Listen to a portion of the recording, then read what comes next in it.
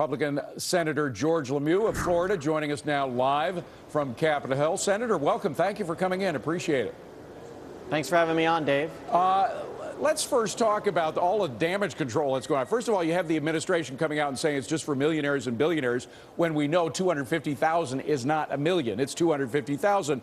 So you have rhetoric from the Democrats, but then you had John Boehner over the weekend, the head of the House Republicans, essentially saying, you know, maybe I'll compromise. If that's the best we can get, we'll go along. Are senators willing to go along that way, too? Well, we don't want to go along with raising taxes in the middle of a recession. That doesn't make any sense. And only in Washington would it be logical to think that we have to have tax increases so the government can have more of its money. It's not the government's money, it's people's money.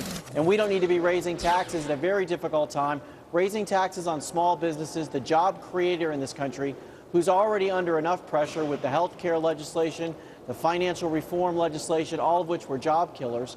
We don't need to be hurting the engine of business creation and employment creation at a very difficult time. All right, but did the comments of John Boehner make it a little more difficult for your leader, Mitch McConnell, to hold together those 41 Republicans? I don't think so. We just met, my Republican conference just met a little while ago, and I think there is unanimous agreement that we don't want to raise taxes on anybody in the middle of a recession. And that's why, as you just pointed out, there are even Democratic senators. It may even be, the number may be bigger than 4 now from what I'm hearing, who are saying that, look, we don't want to raise taxes in the middle of a recession.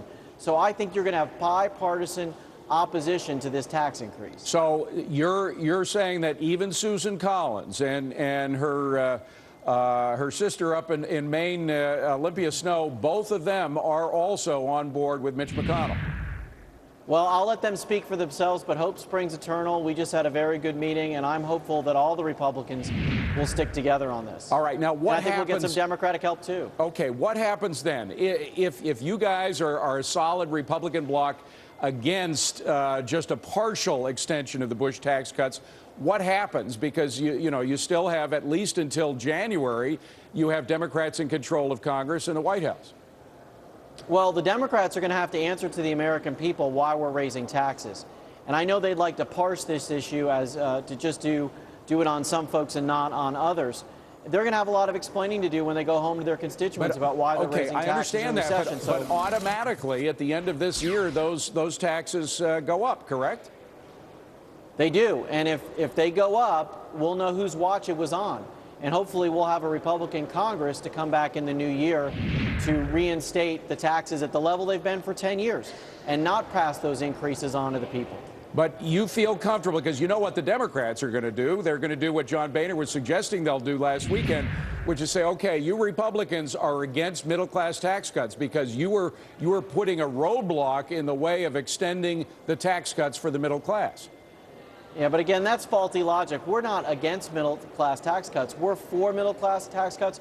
We're for keeping the tax policy the same as it's been for the last 10 years and not increasing taxes on a whole group of people, including more than 750,000 small businesses in this country, when they are struggling at best to make ends meet and don't have the resources they need to hire new employees, which is hurting our job market. Senator, very short question. We're running out of time, but I got to ask about the primaries tonight. We have some pretty important ones, including Delaware, where you have a Tea Party candidate coming up against the establishment Republicans, Christine O'Donnell, who we see here. She's been endorsed by Sarah Palin, but she is against Mike Castle, who has the full support of the GOP. And in fact, the GOP head in Delaware said she's not fit for any public office in Delaware. Where do you stand there?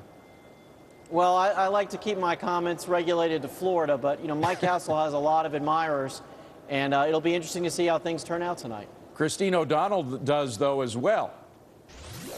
Well, again, not my state, so I'm going to stick with Florida. I got enough interesting issues going on in my state. Good to have you on, Senator. Please come back and see us again. Senator George LeMieux, whose own state is the great state of Florida. Thanks a million for being here.